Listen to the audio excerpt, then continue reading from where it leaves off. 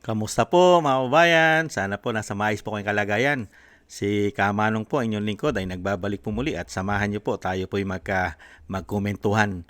At tayo po magumpisa na mga kababayan. Komentuhan po natin ang sikat po na NBI director po sa kasaysayan ng ating bansa. History ang kanyang kasikatan at ubod po siya. Napakahusay na po maglingkod.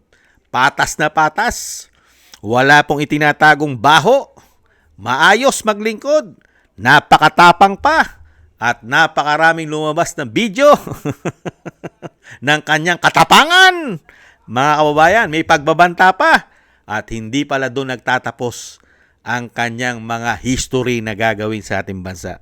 History na po ng paglilingkod at katapangan. Ngayon naman po, pagdating naman po sa kanyang negosyo, ay isa na naman pong history, mga kababayan. Napakarami pala nitong sasagutin sa tamang panahon.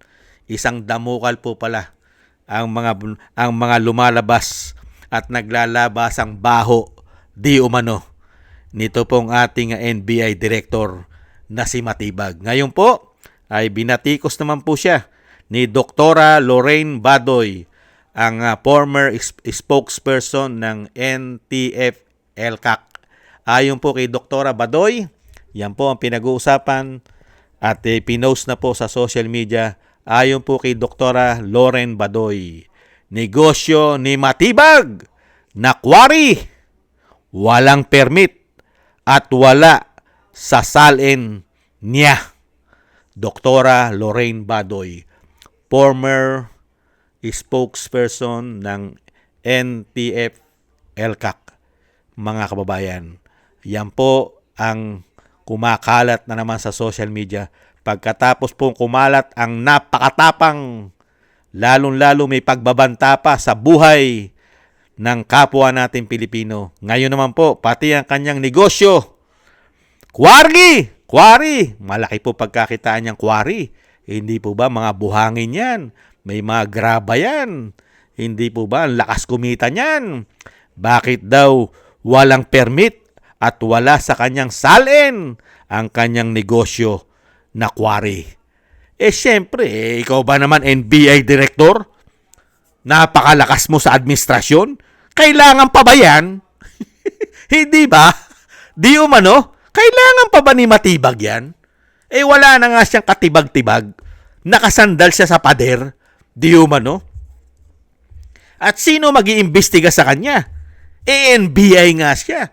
Di ba ang NBI nag-iimbestiga sa mga maanumalya, mga korupsyon, kasama ang DOJ? Sila nag-iimbestiga riyan. Ombudsman! Paano ka naman matitibag? Si Matibay. Matibay siya. Nakasandal sa pader. At walang katibag-tibag. Si Matibag. Hindi kaya? Pero pagdating sa mga Duterte, lahat po ay kakalkalin. Kakalkalin. Kahit nung panahon pa ni Kopong-Kopong ay kakalkalin. Pero pagdating kay Matibag, nagtataka si Doktora Lorraine Badoy. Bakit wala man lang permit at hindi niya dinideklara sa kanyang salin na meron siyang negosyo na quarry? Ibang klase ka Matibag. Ayan, dire-diretso yata. Unti-unti at naglalabasan yata ang napakarami mo na napakagaling at napakalinis ng iyong pagiging lingkod bayan. At isa ring kongresuman ng iyong asawa sa Laguna. At may issue ka rin, hindi po ba, sa mga contractors, di umano, mga kaibigan mo yata. Hindi po ba? At isang damukan na video na kumakalat ang iyong katapangan. May kasama pang pagbabanta. Unbelievable ka, Matibag. At syempre, mga kababayan, ang kanyang asawa, wag nating kalimutan, pinasabog po ni Leandro Libiste sa Cabral Files. Kasama rin po sa insertion, billion flood control. Kumpleto na po. Kaya po pala si Matibag, mga kababayan, isa rin po pala ito sa grupo di umano ng mga contractors. Hindi kaya? Kasi may quarry siya eh.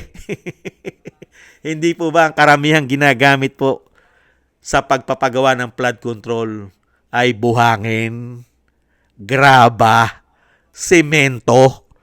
Hindi mabubuo ang proyekto kung walang buhangin, kung walang quarry, kung walang panambak. Hindi po ba? Kaya nga nagkukwari, panambak, buhangin, at marami pang nagagamit sa proyekto.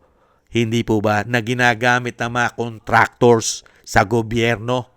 Hindi po ba? Nagtatanong lang si Kamanong. Kaya po napakarami po naiimbestigahan pala sa tao na ito.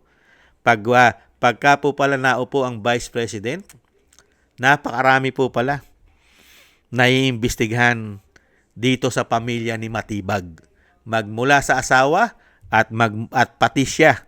Isang damukal pala ang mga naglalabasan po na sikreto ni Matibag, mga kababayan. Pagdating po sa proyekto, sa asawa, sa kanya, at sa negosyo, lahat po yata ay questionable pala di umano. Talagang napakatibay mo, Matibag. Sa panahon po ng binago ang Pilipinas, si Matibag na po ang napakatibay dahil nakasandal di umano sa pader. Kaya lang yung pader na yan, hindi naman po habang panahon nakatayo ang pader dahil kayang itumbayan ng malakas na lindol. Hindi po ba? Lalong-lalo na kung ang isang agila na manggagaling sa Mindanao ang maglilingkod sa ating bansa. Saan kaya pupulutin si Matibag? Hanggang kailan kaya ang tibay ni Matibag? Mga kababayan, nagtatanong lang tayo. Maraming salamat po sa inyo mga kababayan at thank you po kay Dr. Lorraine Badoy dahil po sa kanya pong expose na nakalkal niya na may negosyo palang quarry itong si Matibag at pati po ang salin niya ay nakalkal din po di umano ni Dr. Lorraine Badoy. Maraming salamat po Dr. Lorraine Badoy at ingat-ingat po kayo dahil baka kayo ay maisunod din kay Jay Sonsa at sabihin na isa po kayo sa nagpapakalat ng fake news. Hindi po ba? Sanay na sanay po silang gumamit ng salita na fake news. Yan po mga kababayan, ang administrasyon ngayon. Basta hindi papabor sa kanila, fake news ka. Mga kababayan. Pero ang mga magnanakaw sa gobyerno, suportado ka. Di umano. Ingat-ingat po kayo, Dr. Lorraine Badoy. Maraming salamat din po sa nagusto po ng ating tambahay mga kabayan sa YouTube at sa YouTube at TikTok. Ganon din po sa ating mga kababayan, sa inyo po na nagko-comment, like, share, and subscribe. Thank you po sa inyo. Mabuhay po kayo. Shoutout po sa inyo lahat at ingat-ingat po kayo.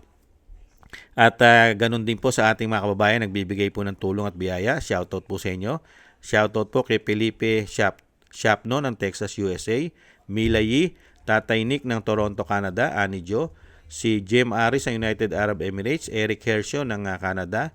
Kay Baby Roman at Ate Isa ng Cagayan. Kay Jesus Valdefena. Rolando Timbol ng Alberta, Canada. Kay Melchorita Espinosa, Rolando Guerrero, Ma'am LB at Sir Manny ng North Miami, Florida, USA. Thank you po sa inyo mga kabayan at ingat-ingat po kayo at God bless po sa inyong lahat. Shoutout po sa inyong lahat. At ganun din po mga kabayan, tiis-tiis po muna tayo at damihan po natin ang ating mga dasal at ingat-ingat po mga kababayan. Bye-bye!